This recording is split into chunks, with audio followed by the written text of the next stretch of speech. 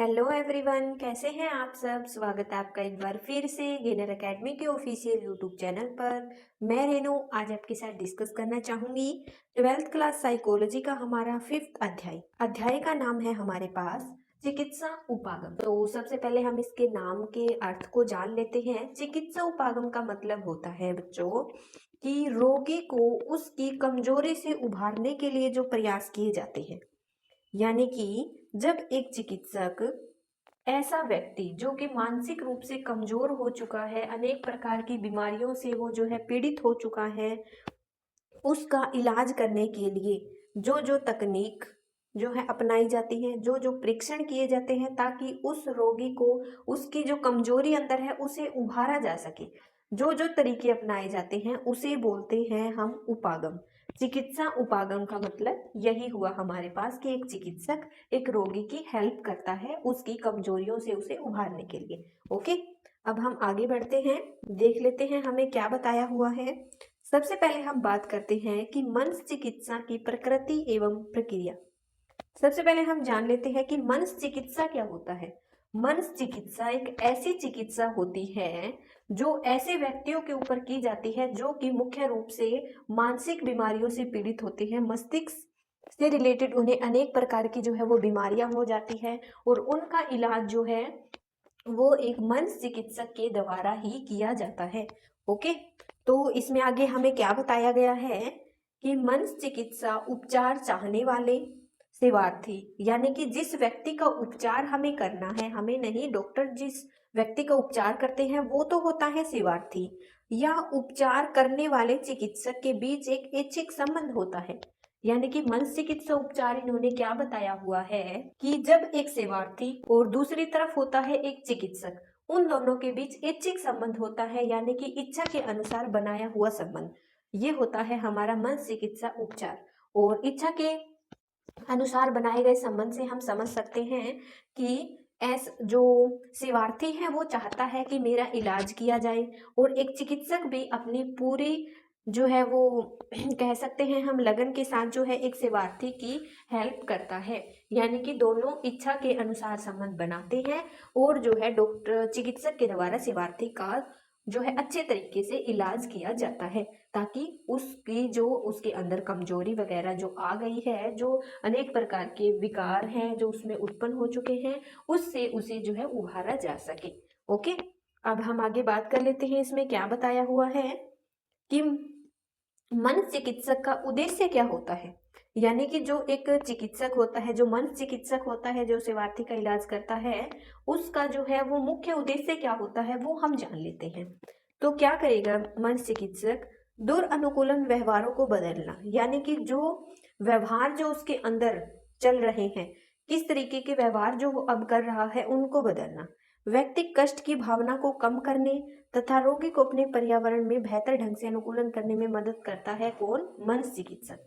Okay, तो इसमें यह बता दिया कि व्यक्ति कष्ट की भावना को कम करना, जो एक सेवार्थी है उसे किन किन परेशानियों का सामना करना पड़ रहा है, क्या क्या कष्ट जो उसे परेशान कर रहे हैं उनको कम करने की पूरी पूरी कोशिश करेगा कौन, मनस चिकित्सक।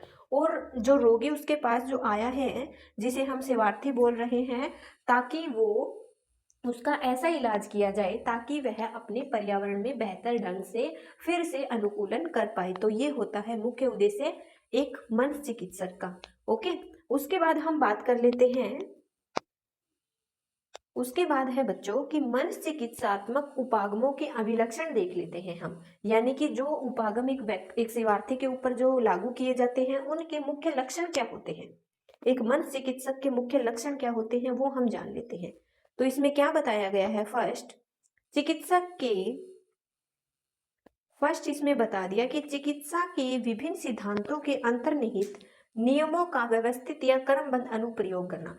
चिकित्सक के विभिन्न सिद्धांत, यानी कि जो चिकित्सा के विभिन्न सिद्धांत हैं, जो अंतर्निहित नियम हैं बनाए हुए हैं कि, और इसमें ये होता है जो वो नियम होते हैं वो व्यवस्थित होते हैं और क्रमबद्ध होते हैं, उनका सही तरीके से प्रयोग करके सेवार्थी के ऊपर लागू किए जाए और उसको उसकी परेशानी से मुक्त किया जाए। ओके, सेकंड हम बात कर लेते हैं कुशल प्रशिक्षण व्यक्ति ही मन चिकित्सा कर सकता है। इसका मतलब ये हुआ बच्चों कि जो व्यक्ति पूरी तरीके से कुशल होता है, जिसने अच्छे तरीके से जो है इसकी नॉलेज ले रखी है, इसका प्रशिक्षण किया हुआ है चिकित्सा का, वो ही व्यक्ति जो है मन चिकित्सा कर सकता है। ओके।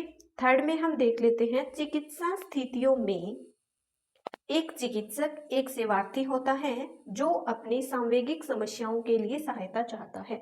यानी कि इसमें क्या होता है कि एक चिकित्सक होता है और उसकी हेल्प करने, एक सेवार्थी होता है, उसकी हेल्प करने वाला चिकित्सक होता है। जो सेवार्थी चाहता है कि उसकी सांवेगिक समस्याओं में उसे जो है वो सहायता करी जाए। ओके।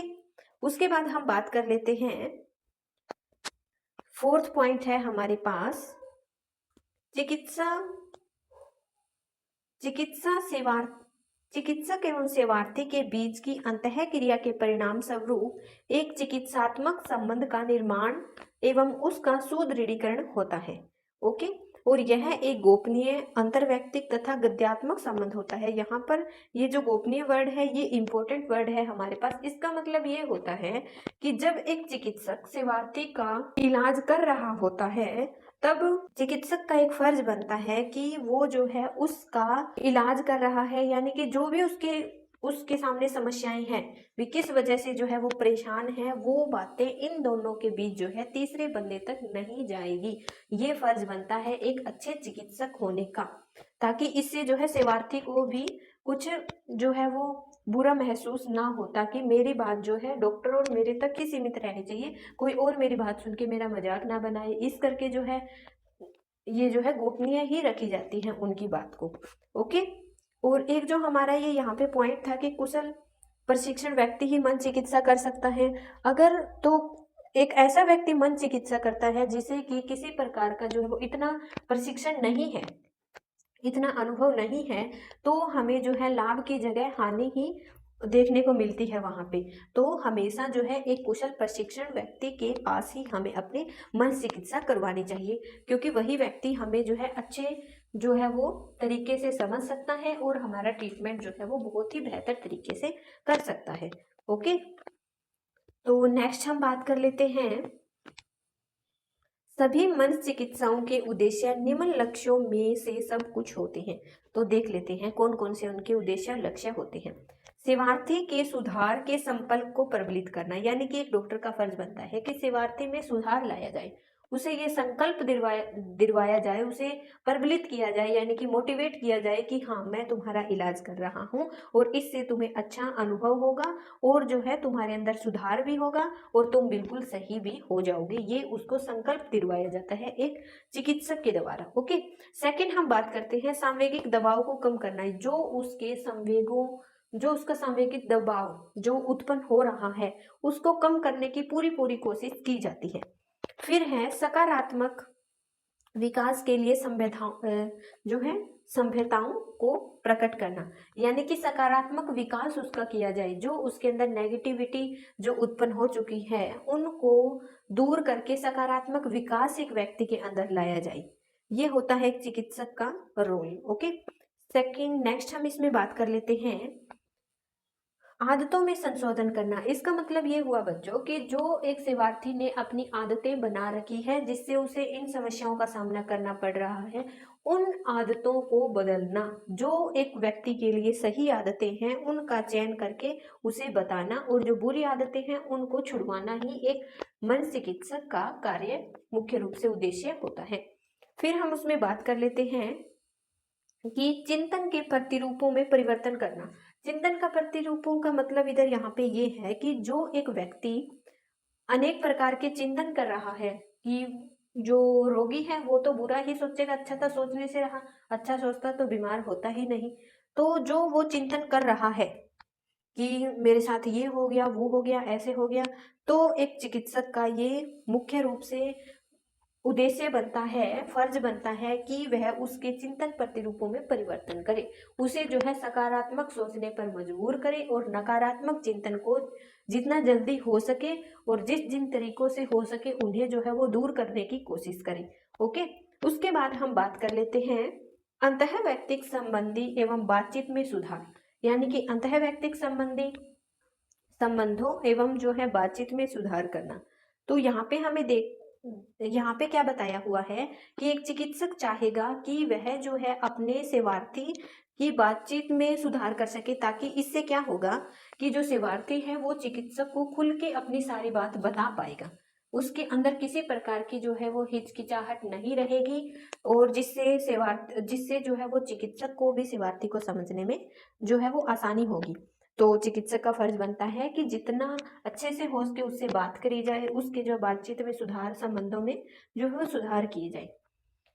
फिर हम इसमें बात कर लेते हैं कि निर्णय को सुकूर बनाना, यानी कि जो भी उसे इतना विश्वास दिलाया जाता है चिकित्सक के द्वारा सेवार्थी को कि जो भी आपका निर्णय होगा वो एकदम बढ़िया होगा, यानी कि सुकूर बनाना उसको भी, हाँ जो आप बोल रहे हो उसे जो है विश्वास दिलाना या हिम्मत उसके अंदर लेके आना कि हाँ जो आप बोल रहे हैं वो बिल्कुल सही है, ताकि एक पॉजिटिव रिस्पॉन्स एक व्यक्ति दे और जो है वो जल्दी ही ऐसी स्थिति से जो है वो कवर अप करे। तो इस तरीके से जो है निर्णय को सुकूर बनाना, और जीवन में अपने विकल्पों के प्रति जागरूक होना, यानी कि जो जो विकल्प उसके सामने आ रहे हैं एक सेवार्थी के सामने, उनके प्रति जागरूक होना और एक्शन लेना जो कि उसके लिए सही है। और इनमें भी एक सबसे जो इम्पोर्टेंट पॉइंट है वो मैं आपको बता देती हूँ, वो है कि आत्म जागरूकता को बढ़ाना। तो इसमें हमारा एक पॉइंट ये है कि आत्म जागरूकता को बढ़ाना। तो इसमें क्या होगा कि व्यक्ति जो है वो खुद के बारे में जागरूक रहे, खुद के बारे में जो है वो सोचे कि मेरे लिए क्या सही है क्या सही नहीं है। तो ये सब जो है कौन कर सकता है, एक चिकित्सक ही सेवार्थी को अच्छे से जो है वो समझा सकता है।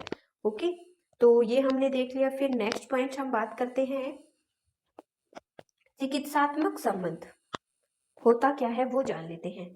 चिकित्सा एवं सेवार्थी के बीच का संबंध, जिसे सेवार्थी का चिकित्सा में विश्वास होता है और चिकित्सक सेवार्थी के लिए तदनुभूति होती है। यानी कि इसका मतलब आप समझे, कई बार 2 या 3 नंबर में आपका ये पूछ भी लिया जाता है कि चिकित्सक संबंध क्या होता है या फिर चिकित्सा मैत्री क्या होता है, बताइए। तो इसमें क्या होता है कि चिकित्सक एवं सेवार्थी के बीच का संबंध होता है ये, ठीक है। तो इसमें सेवार्थी तो ये सोचेगा कि मुझे चिकित्सक के ऊपर पूरा पूरा विश्वास है कि मैं यहाँ से ठीक होकर ही जाऊंगा, और चिकित्सक का ये फर्ज बनता है कि वह अपने सेवार्थी के लिए जो है वो तदनुभूति रखे। तदनुभूति का मतलब होता है बच्चों कि जो व्यक्ति, जो सेवार्थी फील कर रहा है, जैसा कष्ट उसे हो रहा है, तो वैसा ही सेम चिकित्सक भी अनुभव करे और उसका उसी तरीके से इलाज करे। ये होता है हमारा तदनुभूति। ओके, जैसा वो फील कर रहा है वैसा ही सेम फील करे और एक्शन भी ले और उसमें सुधार भी करे। तो ये होता है एक चिकित्सात्मक संबंध। ओके, तो इसमें क्या बताया हुआ है, यह न तो स्थायी न ही टिकाऊ संबंध होता है, क्षणिक परिचय होता है। इसका मतलब ये हुआ बच्चों कि ये जो है वो स्थायी नहीं होता है, जिंदगी भर के लिए नहीं लागू होता है, न ही टिकाऊ होता है, कुछ टाइम पीरियड होता है, उसी के अंदर जो है यह प्रक्रिया प्रारंभ होकर समाप्त कर दी जाती है। क्योंकि इसमें क्या होता है, सेवार्थी तो ये चाहता है भी मेरा इलाज हो जाए सही से, मेरी पहले वाली स्थिति वापस आ जाए, और एक चिकित्सक ये चाहता है कि मेरे पास जो सेवार्थी आया है मैं उसको प्रॉपर तरीके से ठीक कर दूं। तो जो जब तक ठीक नहीं हो जाता तब तक ही ये संबंध बना बना हुआ रहता है, फिर बाद में जो है वो इसे जो है वो नहीं माना जाता है। ठीक है, स्थायी नहीं होता है न ही टिकाऊ होता है। क्योंकि एक चिकित्सक है, देखो उसके पास तो दिन में कोई बहुत सारे पेशेंट आते हैं, अगर सभी के साथ स्थायी संबंध बना के रखता है वो तो चिकित्सक का फिर काम नहीं चलने वाला ऐसे तो।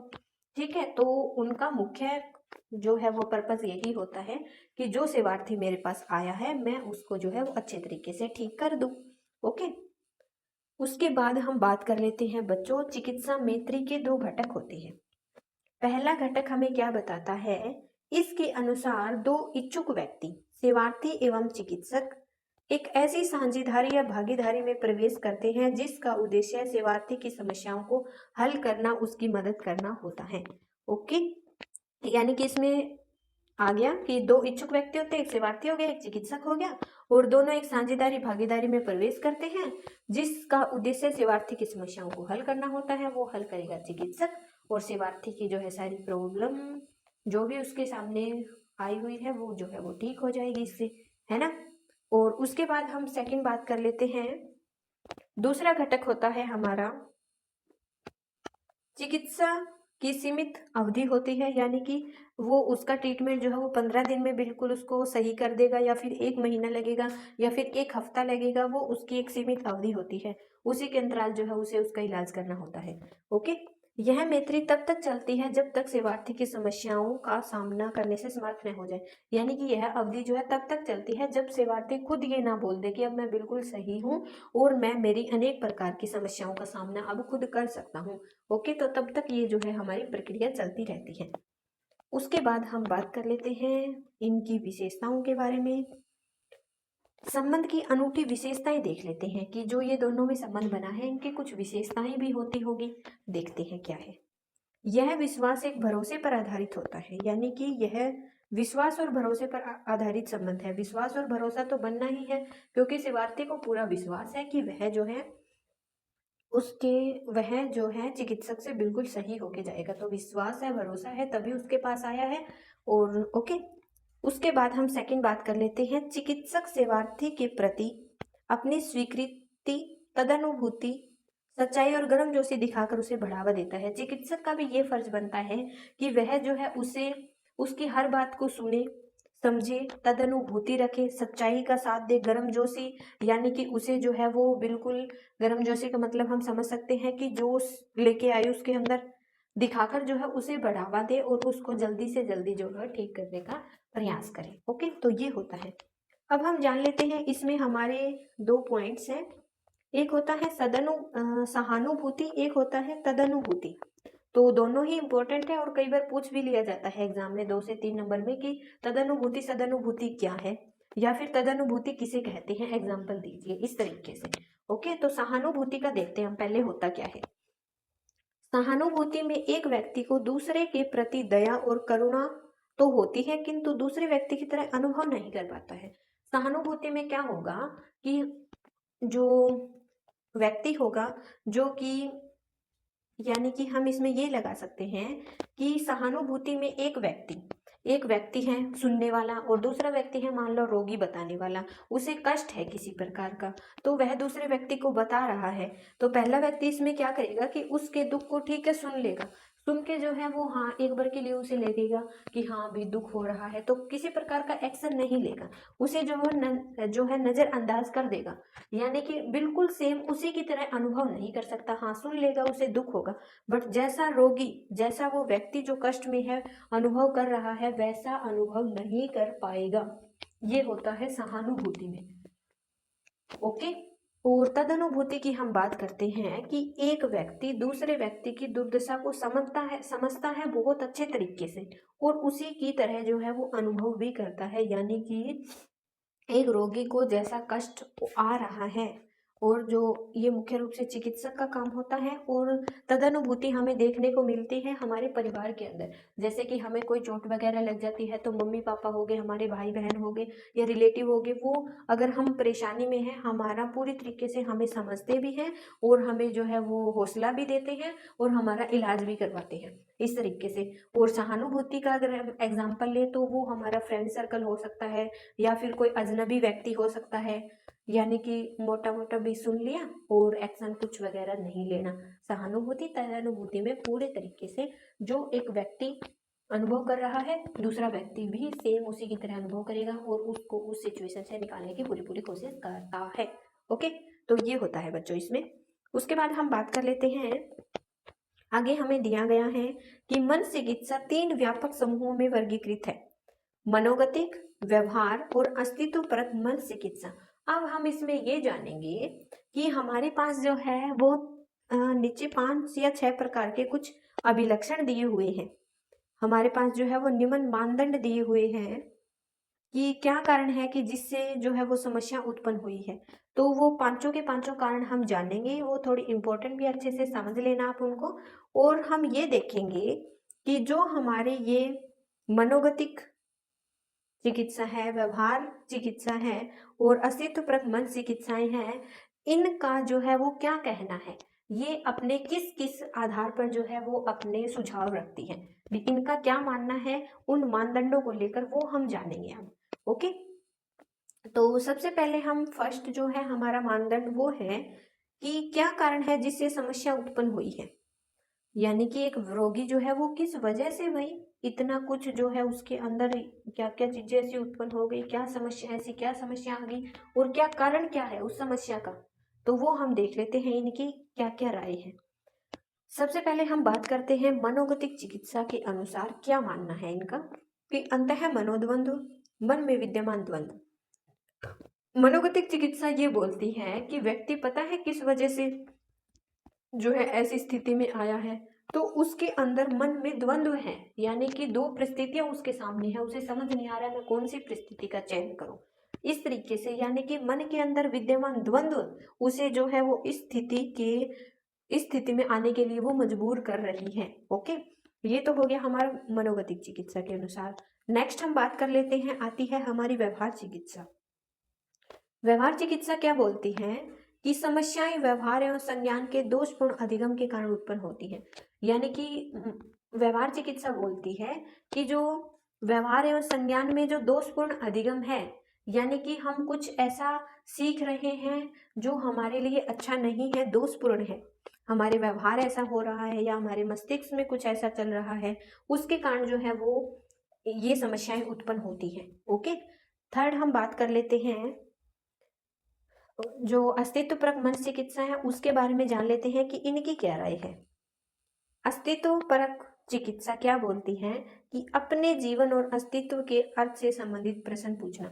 यानी कि अस्तित्व परक चिकित्सा ये बोलती है कि व्यक्ति इसमें क्या करता है कि अपने अस्तित्व यानी कि अपने बारे में अपने आप से ही सवाल जवाब करेगा कि जो है मैंने तो ये सही नहीं किया। हालांकि कई बार वो सही होता है तो भी अपने आप का सही से चयन नहीं कर पाता है, खुद के ही बारे में जो है वो गलत अवधारणाएं बना लेता है कि एक व्यक्ति जो है बहुत अच्छा कर रहा है, आगे तक जा रहा है, और जो है जो एक व्यक्ति होता है वो दूसरे व्यक्तियों को देखकर खुद के बारे में ये बोलेगा तू कुछ नहीं कर सकता है, तेरे से ये नहीं हुआ, वो नहीं हुआ, इस तरीके से। यानी कि अपने ही अस्तित्व पर, अपने ही ऊपर जो है वो अनेक प्रकार के प्रश्न उठाना, तो कहीं ना कहीं हमें जो है वो मानसिक बीमारियों की ओर लेके जाता है। ओके, इस तरीके से हमेशा ये सोचना चाहिए, पॉजिटिव रहना चाहिए कि जैसा मैं हूँ, जैसी मेरी जो है मन स्थिति है, उस वैसा कोई भी नहीं सोच सकता है। इस तरीके से यानी कि अपने बारे में जो है वो पॉजिटिव ही सोचना चाहिए, अगर कहीं नेगेटिविटी है भी तो उसे जो है किस तरीके से मैं दूर कर सकता हूँ, इस बात के ऊपर हमें ज़्यादा फोकस करना चाहिए। ओके, उसके बाद हम बात कर लेते हैं बच्चों, सेकंड है हमारा कि क्या कारण, कारण क्या, जो कारण का प्रादुर्भाव कैसे हुआ, यानी कि दोबारा से उसे हम कैसे देख सकते हैं या फिर उसमें कैसे सुधार कर सकते हैं, कारण का प्रादुर्भाव कैसे हुआ ये हम देखते हैं। तो मनोगतिक चिकित्सा क्या कहती है कि बाल्यावस्था की अतिरिक्त इच्छाएं या अनसुलझे भय अंतः मनोद्वंद को उत्पन्न करते हैं। तो यहाँ पे क्या हुआ बच्चों कि जो रोगी बन तो गया, क्या कारण था वो हमने आगे जाना, और भी उसके क्या कारण हो सकते हैं, भी कहाँ कमी रह गई जिससे हमें जो है ऐसी जो है वो उसके सामने ऐसी स्थितियां बनी है एक शिवार्थी के सामने। तो मनोगतिक चिकित्सा का मानना है कि बाल्यावस्था में अतिरिक्त इच्छाएं, ऐसी इच्छाएं जो कि एक बालक चाहता था कि मेरी ये इच्छाएं पूर्ण हो, और जो है अनसुलझे भय है, अंतः मनोद्वंद्व है, तो उनको पूरा नहीं किया गया, उनको सही तरीके से समझा नहीं गया, और वो उनके अंदर विद्यमान है बहुत लंबे टाइम तक, और जब बाहर निकले हैं वो सारी चीजें एक साथ, तो उसको जो है वो मानसिक बीमारियों के साथ ही उनका जन्म हुआ है। ये इसका एक कारण हो सकता है। उसके बाद हम बात कर लेते हैं बच्चों इसमें कि व्यवहार चिकित्सा, व्यवहार चिकित्सा क्या बोलती है, दोषपूर्ण अनुबंधन, प्रतिरूप, दोषपूर्ण अधिगम और दोषपूर्ण चिंतन विश्वास दुरानुकूलन व्यवहारों को उत्पन्न करते हैं। यानी कि दोषपूर्ण अनुबंधन प्रतिरूप और दोषपूर्ण अधिगम कर रहे हैं, हम जो सीख रहे हैं वो सही नहीं है, या फिर कुछ गलत चिंतन कर रहे हैं, इस तरीके से जो है ये स्थितियां उत्पन्न होती हैं और अपना जो है एक विशाल रूप ले लेती हैं। फिर हम बात कर लेते हैं, थर्ड है हमारे पास अस्तित्व परक चिकित्सा। ये क्या बोलती है कि व्यक्ति के अकेलेपन, विसंबंधन, अपने अस्तित्व की व्यर्थता के बोध इत्यादि से जुड़ी वर्तमान भावनाएं होती है। यानी कि व्यक्ति जो है वो अकेलेपन का शिकार है, अकेलेपन का शिकार हो चुका है, और जो है अस्तित्व की व्यर्था के बोध आदि से जुड़ी वर्तमान भावनाएं, जो वर्तमान में उसके साथ जो घटित हो रहा होता है वो चीजें अस्तित्वपरक चिकित्सा के अंदर जो है वो लाई गई हैं। ओके, उसके बाद हम बात कर लेते हैं, नेक्स्ट है हमारे पास उपचार की मुख्य विधि क्या है। उपचार की मुख्य विधि यानी कि किस तरीके से हम उपचार कर सकते हैं, तो मनोगतिक चिकित्सा क्या बोलती है।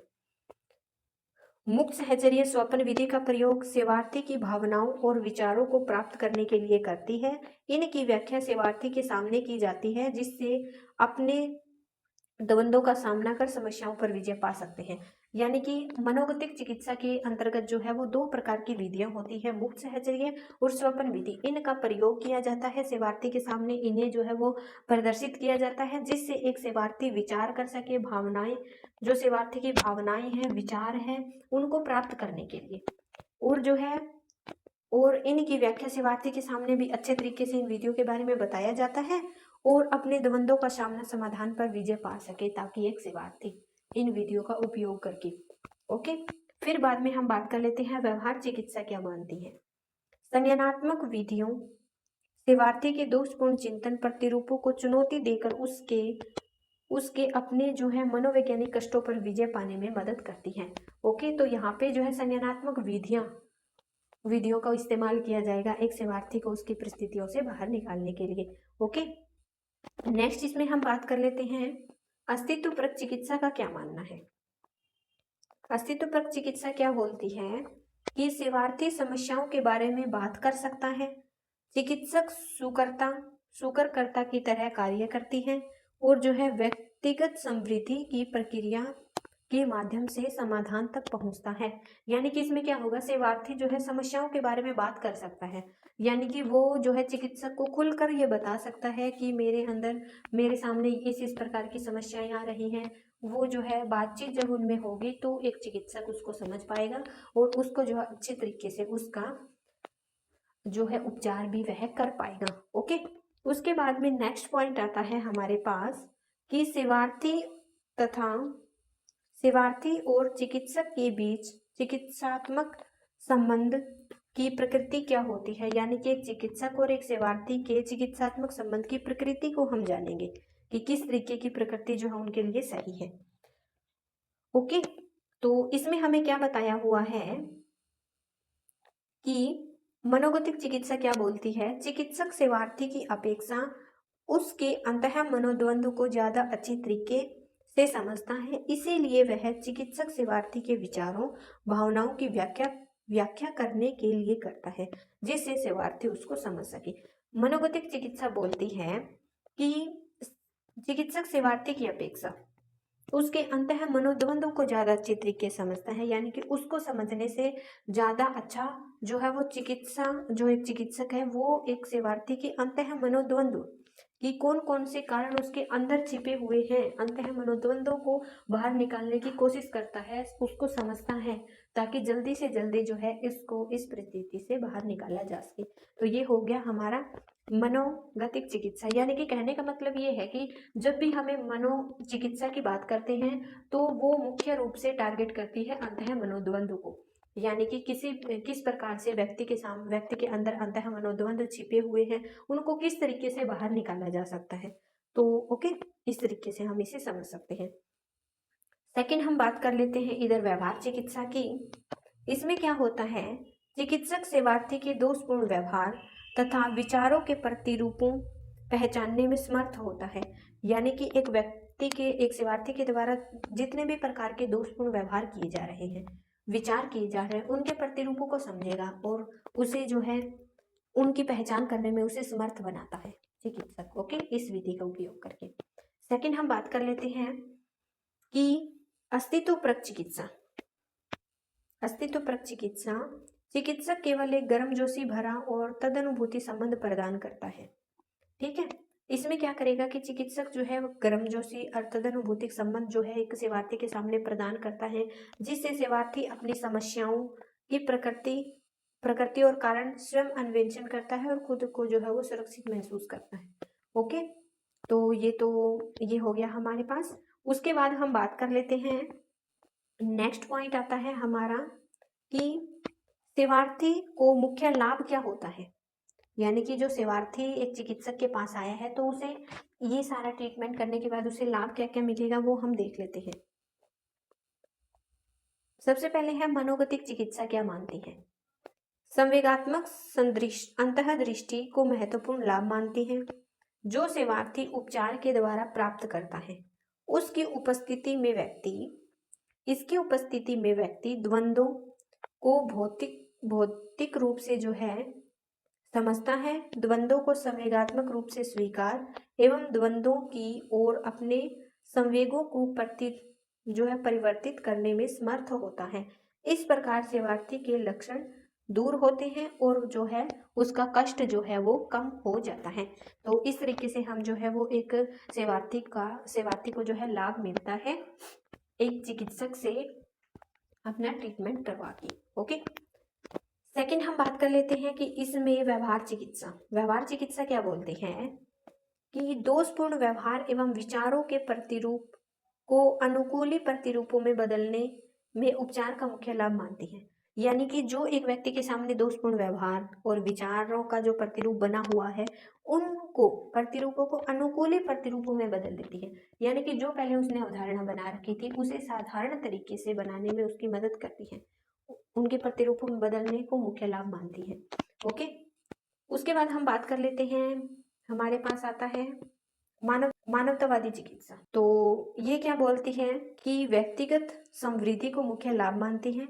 इसके अनुसार अपने बारे में और अपनी आकांक्षाओं, संवेगों तथा अभिप्रेरकों के बारे में बढ़ती हुई समझ प्राप्त करने की प्रक्रिया है। यानी कि वह अपने बारे में जानना शुरू कर देता है, अपने आप को समझना शुरू कर देता है और जो है वो अभिप्रेरकों के बारे में बढ़ती हुई समझ हमें इसमें देखने को मिलती है। ओके, उसके बाद हम बात कर लेते हैं कि उपचार की अवधि क्या है। उपचार की अवधि हम देख लेते हैं। सबसे पहले जो हमारी क्लासिकल यानी कि मनोगतिक, यहाँ पे क्लासिकल मनोविश्लेषण है, इसमें क्या होता है कि कई वर्षों तक उपचार चलता है और 10 सत्रों में पूरा होता है। यानी कि क्लासिकल जो मनोविश्लेषण है इसके अंतर्गत उपचार जो है वो हमारा कई सत्रों में चलता है और कई वर्षों तक चलता है। यानी कि देखा जाए तो एक व्यक्ति जो है वो ज़्यादा ही जो है वो मानसिक बीमारियों से पीड़ित है, इस करके जो है उसका उपचार करने में भी जो है वो लंबा समय लगता है। अस्तित्वपरक चिकित्सा का ये मानना है कि कुछ महीनों में पूरा हो जाता है उनका उपचार जो है वो कुछ ही महीने लगते हैं उसके लिए। फिर हम बात कर लेते हैं मनोगतिक चिकित्सा का क्या मानना है। मनोगतिक चिकित्सा में मानस की संरचना, मानस के विभिन्न घटकों के मध्य गति की तथा मनोवैज्ञानिक कष्ट के स्रोतों को संप्रत्यक्षीकरण कर किया है। ओके, यानी कि इसमें इन्होंने क्या बता दिया कि यह देखेंगे कि किस तरीके से जो है वो एक सेवार्थी के मानसिक संरचना के विभिन्न घटक, यानी कि उसके आधार पर किस चीजें वह जो है किस तरीके से चीजों को समझ पा रहा है, उसके अंतर्गत जो है उसका उपचार किया जाता है। व्यक्ति के ऊपर डिपेंड करता है कि वह कितना जल्दी जो है वो चीजों को समझ पा रहा है, कवर अप कर पा रहा है, ताकि वो जो है जल्दी से जल्दी जो है वो ठीक हो सके। ओके, तो इस तरीके से समझा हमने इस लेसन को। ये होता है हमारा first part complete. Second part में ये कंप्लीट लेसन जो है वो करवा दिया जाएगा और आपको जो है इसके प्रॉपर नोट्स चाहिए, पीडीएफ चाहिए, तो वो हमारी GainerAcademy.in के नाम से वेबसाइट जो है वो बनकर बिल्कुल रेडी हो चुकी है। तो वहाँ पे आप जो है फ्री ऑफ कॉस्ट उन नोट्स और पीडीएफ को डाउनलोड कर सकते हैं और पढ़ सकते हैं।